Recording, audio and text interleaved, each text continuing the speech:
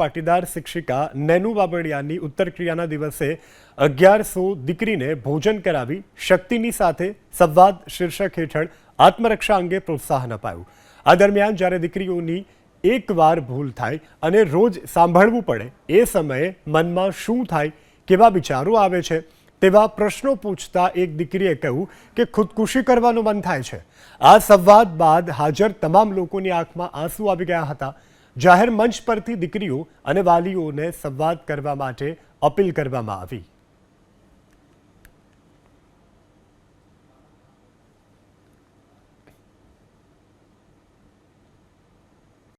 સુરતના કતારગામમાં 19 વર્ષીય પાટીદાર શિક્ષિકા નેનુ બાબડિયાની ઉત્તર ક્રિયાના દિવસે 1100 દીકરીને ભોજન કરાવી શક્તિની સાથે સંવાદ શીર્ષક હેઠળ આત્મરક્ષા અંગે પ્રોત્સાહન અપાયું। આ દરમિયાન જ્યારે દીકરીઓની એકવાર ભૂલ થાય અને રોજ સાંભળવું પડે એ સમયે મનમાં શું થાય, કેવા વિચારો આવે છે તેવા પ્રશ્નો પૂછતા એક દીકરીએ કહ્યું કે ખુદકુશી કરવાનું મન થાય છે।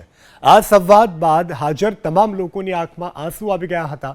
જાહેર મંચ પરથી દીકરીઓ અને વાલીઓને સંવાદ કરવા માટે અપીલ કરવામાં આવી।